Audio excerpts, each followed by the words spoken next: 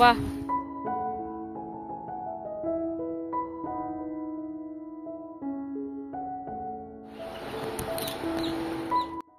নমস্কার বন্ধুরা, আমি অনুমিতা, সুন্দরবনের একটা ছোট্ট গ্রাম থেকে আরও একটা নতুন ব্লগে তোমাদের সবাইকে জানাই স্বাগত। যেহেতু বাইরে প্রচুর বৃষ্টি হচ্ছে, সেই জন্য কিন্তু আমি তাড়াতাড়ি করে রান্নাটা করে নিচ্ছি। আমি এমনিতেই কিন্তু খুব সকাল সকালই রান্না করি। আমি মনে করি রান্না করার পরে না অন্যান্য কাজগুলো অনেকটা নিশ্চিন্তে করা যায়, কারণ রান্নাটা তো সেই আমাকেই করতে হবে।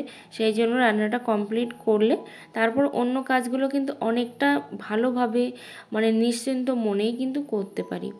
এখানে পটলগুলো দেখো একটু লাল লাল হয়ে গেছিলো, সেই জন্য আমি পটলগুলোকে ভেজে নিচ্ছি। অনেকেই দেখি পটল একটু লাল হয়ে গেলেই না ফেলে দেয়। আমি সেগুলো ফেলি না, কারণ হচ্ছে সব কিছুই তো টাকা দিয়ে কেনা, বলো। 1 টাকারও কিন্তু অনেকটাই মূল্য। দেখবে অনেক সময় আমরা গাড়িতে বা কোথাও যাতায়াত করার সময় যদি 1 টাকা কমও পড়ে, গাড়িওয়ালা কিন্তু কোনো মতেই তোমাকে ছাড়বে না। সেই জন্য প্রত্যেকটা জিনিসেরই কিন্তু মূল্য দেওয়া উচিত। তো বাইরে বেশ কয়েকদিন ধরে এতটাই বৃষ্টি হচ্ছে যে কোনো মতেই কিন্তু রোদ্দুর হচ্ছে না। কিন্তু সত্যি কথা, আমার ভাগ্যটা হয়তো অনেকটাই ভালো এই মুহূর্তে, কারণ হচ্ছে আমার উনুনটা ভিজছে না। আর গ্যাসের অবস্থা তো খুবই খারাপ, বলার কিচ্ছু নেই। যে কোনো মুহূর্তে কিন্তু গ্যাসটা শেষ হয়ে যেতে পারে। আর গ্যাস শেষ হওয়া মানেই সেই 950 টাকা করে, বুঝতেই পারছো। সেই জন্য কিন্তু আরও বেশি করেই কিন্তু উনুনে রান্না করা। আর আমি এমনি রান্নায় উনুনেই করি বেশিরভাগই। তো পটলটা আমার এখানে কিন্তু ভাজা হয়ে গেছে। তো এইভাবেই কিন্তু আমি আস্তে আস্তে সংসারের কাজগুলো সমস্তটাই একা হাতেই বেশিরভাগই গুছিয়ে করি। কারণ কি বলতো, কারোর উপরে না ডিপেন্ড করাটা একদমই ঠিক নয়। হ্যাঁ, যেটা বলছিলাম যে ছোট্ট থেকে সামান্য জিনিসে যে মেয়েটা খুশি হতো, বিশেষ কিচ্ছু লাগতো না, সে আজকে এতটা লোভী হয়ে উঠলো কী করে। হ্যাঁ, সত্যি কথা, আমি কিন্তু আজকে প্রচণ্ড লোভী হয়ে গেছি। বাস যতদিন বাঁচবো হয়তো প্রচুর পরিমাণে লোভীই থাকবো। কেন বলো তো? ছোট থেকে না কখনোই ভাবিনি যে, হ্যাঁ ভেবেছি যে আমি নিজে কিছু করব, নিজে পায়ে দাঁড়াবো। তার জন্য অনেকটাই পড়াশুনো করেছি, কিন্তু কিচ্ছু তো হলো না পড়াশুনো দিয়ে। কিন্তু তাই বলে যে এইভাবে টাকার পিছনে দৌড়াবো, সত্যি কথা সেটা কিন্তু একবারের জন্যও ভাবিনি যে টাকার পিছনে দৌড়াতে হবে। কারণ এখন এসে বিয়ের পরে দেখলাম যে না, টাকার মূল্য না প্রচুর পরিমাণে। যার টাকা নেই তার সম্মান নেই। কিংবা বিয়ের পরে শুধু বলছি কেন, বড় হওয়ার পরে একটু একটু করে বুঝলাম। আর বিয়ের পরে সবথেকে বেশি এটা বুঝেছি যে টাকা না থাকলে তার কোনো মূল্য নেই পৃথিবীতে। সেটা আত্মীয় স্বজন বলো, নিজের পরিবার বলো, বা নিজের কেউ হোক না কেন, তোমার বিপদের সময়ও কিন্তু পাশে এসে দাঁড়াবে না।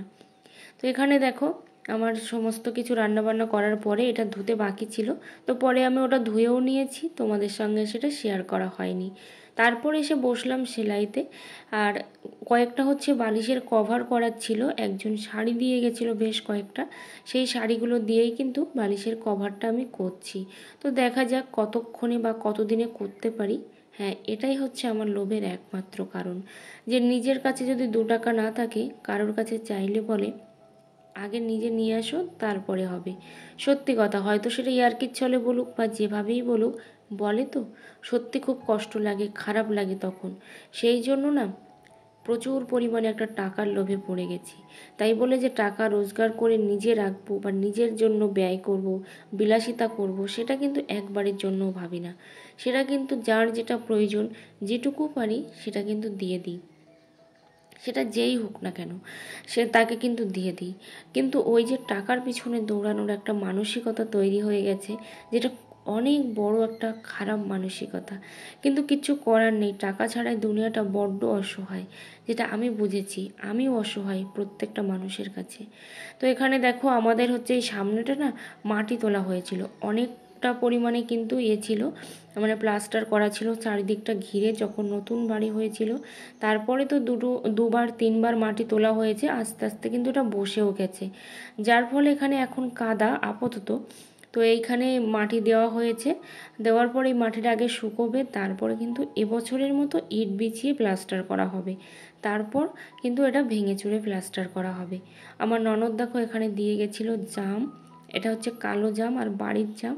তো জামগুলো কেমন অবশ্যই জানিও, আর কে কে পছন্দ করো অবশ্যই সেটাও জানিও। আমি তো খুব পছন্দ করি জাম, তার জন্য কিন্তু এখানে লবণ দিয়ে মেখে রেখে দিলাম।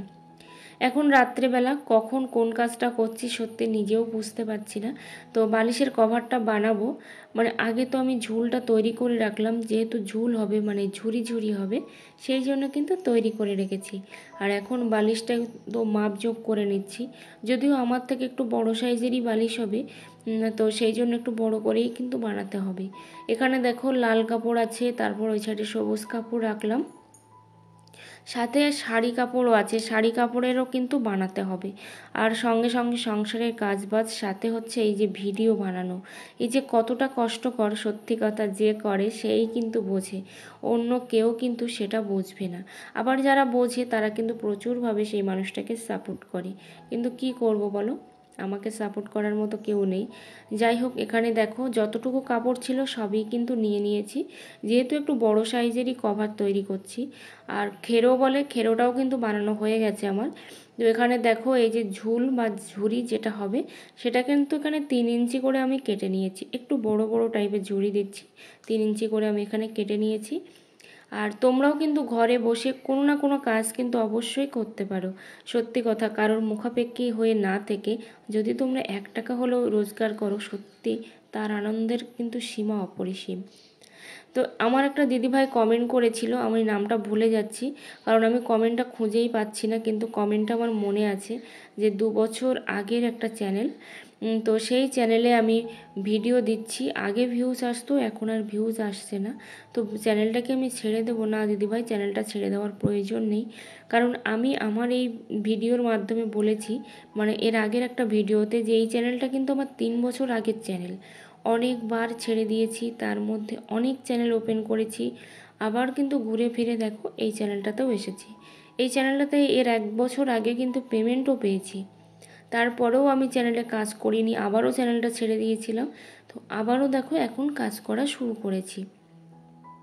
তাই বলবো চ্যানেলটা ছেড়ে দেওয়ার দরকার নেই, চ্যানেলটাকে ভালো করে রেগুলার কাজ করা স্টার্ট করো, দেখবে ঠিক একদিন না একদিন ভিউজ চলে আসবে। তো সেই জন্য চ্যানেল ছাড়ার প্রয়োজন নেই, একটু ভালো করে আর মন দিয়ে কাজ করার চেষ্টা করো। তো এখানে দেখো আমি কিন্তু ঝুড়িটা লাগিয়ে নিয়েছি, আর আমার ব্লগার অনুমিতা চ্যানেলটাতে ভিডিও দেওয়া সত্যি হয়ে উঠছে না, কারণ আমি একা হাতে এতগুলো কাজ আমি সত্যি করে উঠতে পারছি না, যার জন্য আমি ভিডিও দিতে পারছি না। কারণ সত্যি কথা, ওই চ্যানেলটা আমার খুব শখের চ্যানেল যেটা বলে, সেটাই কিন্তু ওই ব্লগার অনুমিতা, যেখানে আমি কোনো রকমভাবে কিন্তু ভুলও করিনি বা ভুল করতেও চাই না।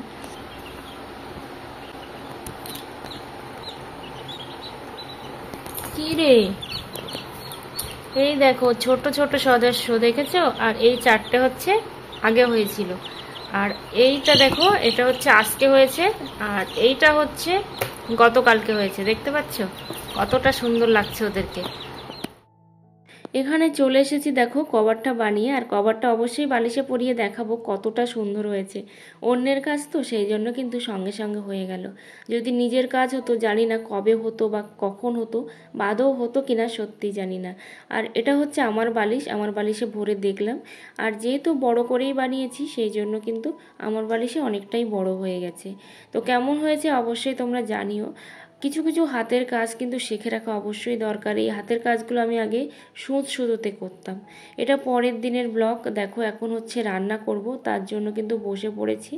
যে সেলাইগুলো আমি করি, আগে কিন্তু আমি হাতে সুতো দিয়ে সেলাই করতাম, বালিশের কভার, তারপর হচ্ছে ব্লাউজ বানানো পর্যন্ত আমি কিন্তু হাতেই করতাম, মানে কেটে কুটে হাতে সুচ দিয়ে সেলাই করতাম ব্লাউজ। আর এখন সেটা আমি মেশিনেই করি। তো এখন চালটা আমি দিয়ে দিচ্ছি, এভাবে কিন্তু আমি চাল ধুই না, বেশিরভাগ চাল হচ্ছে আমি হাঁড়িতে ফেলেই ধুই, কিন্তু আজকে যেহেতু জলটা হাঁড়ির মধ্যে ছিল, তার জন্য কিন্তু আমি আগে হাঁড়িটা বসিয়ে দিয়েছি উনুনে, কারণ উনুনটা জ্বলে যাচ্ছিল, সে কারণের জন্যই। তারপর এদিকে দেখো আমি কিন্তু চালটা ওর মধ্যে দিয়ে দিলাম। আর এইভাবে কে কে চাল দাও হাঁড়িতে অবশ্যই জানিও। আর সত্যি উনুনটা যে এত ভালো জ্বলছে যে কি বলবো, খুবই ভালো লাগছে, কিন্তু এই যে ছুটোছুটি করে জিনিসপত্র নিয়ে আসতে হয়, তো সেটাই একটু প্রবলেম হয়ে দাঁড়ায়।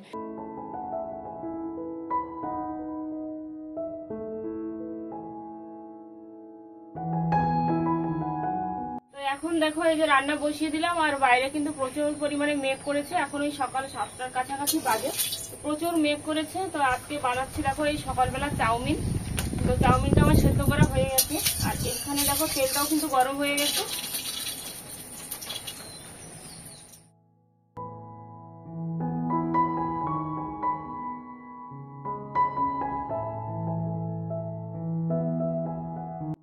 সত্যি কথা, যতদিন বেঁচে আছি ততদিন কিন্তু কিছু না কিছু করার কিন্তু লক্ষ্য অবশ্যই রাখতে হবে, তা না হলে কোনো মতেই হবে না। তো এখন আমাদের পুকুরে দেখো মাছ ধরা হচ্ছে, আর ওয়েদারটা আজকে কিন্তু বেশ ভালো, কিন্তু মেঘলা ওয়েদার। এই যে দেখো কতটা জল হয়েছে আমাদের পুকুরে। আর এখন বাজে ওই 1টার কাছাকাছি, দুপুর 1টার কাছাকাছি। মারো দেখি। বাহ, খুব সুন্দর পড়েছে জলটা।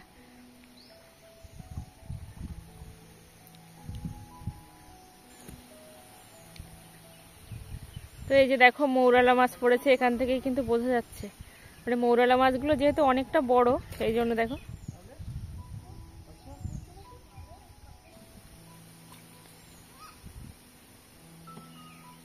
অনেক মৌরালা মাছ পড়েছে তো।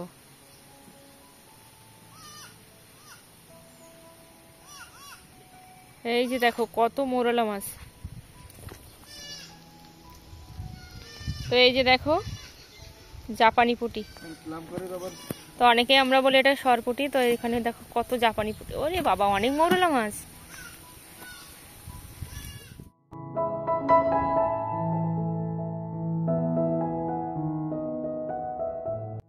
পুকুরে যে এত মৌরলা মাছ পাবো সত্যি কিন্তু ভাবিনি। 3-4টে জাল ফেলেছে, তো এত পরিমাণে মৌরলা মাছ পড়েছে যে সত্যি আমার মনটা কিন্তু ভরে গেছে। আর কে কে মৌরলা মাছ খেতে পছন্দ করো অবশ্যই কমেন্ট করে জানিও। আমি তো প্রচুর প্রচুর ভালোবাসি মৌরলা মাছ খেতে। আর এখানে দেখো আমি আমসত্ত্বগুলো তুলে নেব ফাইনালি। 15 দিন কিন্তু হয়ে গেছে থালার মধ্যে। আর থালাগুলো না, মানে ভাত খেতেও পাচ্ছি না, যেহেতু ভাত খাওয়া থালা, খেতেও পাচ্ছি না। ওই প্লাস্টিকের থালাতে করে কিংবা ওই যে প্লেটগুলোতে করেই কিন্তু খাওয়া হচ্ছে। এই যে দেখো কতটা সুন্দর হয়েছে আর উঠে আসছে সব, দেখেছো? আসলে রৌদ্রের কারণেই কিন্তু এত দিন টাইম লেগেছে, রোদ্দুর পাইনি। তো আজকে হয়তো রৌদ্রে দিয়েছি, আবার 4-5 দিন পরে রৌদ্রে দিয়েছি, এই করে করেই কিন্তু এই পর্যন্ত এসেছে। তো প্রচুর পরিমাণে আমসত্ত্ব বানিয়েছি এবছর আমি। এরকম আমসত্ত্ব সত্যি কখনো বানাইনি, তো এবছর বানিয়েছি। আর কেমন হয়েছে, আর তোমরা কে কে আমসত্ত্ব খেতে পছন্দ করো অবশ্যই কমেন্ট করে জানিও। আর সাথে কিন্তু চলে এসো। তো এখন আমি ছোট ছোট করে কিন্তু গোল গোল করে নেব, যাতে করে আমার বয়ামের মধ্যে রাখতে কিন্তু সুবিধা হয়, সেই কারণে। আর এইগুলো হচ্ছে আমার মাসিমাদের বাড়ির গাছের আম। তো ওখান থেকে নিয়ে এসেছিলাম, প্রচুর পরিমাণে মিষ্টি, তারপরেও কিন্তু চিনি দিয়েছি যাতে করে আরও ভালো রকমভাবে টেস্টি হয়। আর আমার হাজব্যান্ড তো আমসত্ত্ব খেতে খুব ভালোবাসে, যেহেতু আম একেবারেই খায় না পাকা আম, তার জন্যই। আর এইভাবে কে কে বানিয়েছে অবশ্যই জানিও। আর হ্যাঁ, যেটা বলছিলাম, এতটা লোভী হয়ে গেছি টাকার জন্য, যেটা কিন্তু আমার জন্য একদমই ঠিক নয়। কারণ কখনো 1 টাকাও পিছনেও আমি তাকাইনি ফিরে, কিন্তু পরিস্থিতি এমন একটা জায়গায় দাঁড় করিয়েছে, একটা দিন 1টা টাকা না হাতে পেলে না প্রচুর একটা ডিপ্রেশনে চলে যাই আমি। আর এই টাকার ডিপ্রেশন যে কি, সেটা কি করে বলবো, সেটা মানে যারা পড়েছে তারাই কিন্তু একমাত্র জানে। তো এখানে দেখো আগে 1খানা থালা তুলে নিয়েছি, এখানে 2খানা থালা নিয়ে বসেছি, আরও 1খানা থালা কিন্তু আছে বড়। তো এইভাবেই সব কটাই কিন্তু রোল করে করে একটা থালার মধ্যে নিয়ে নেব। আর ফাইনালি থালাদেরকেও কিন্তু ছুটি দিয়ে দিচ্ছি।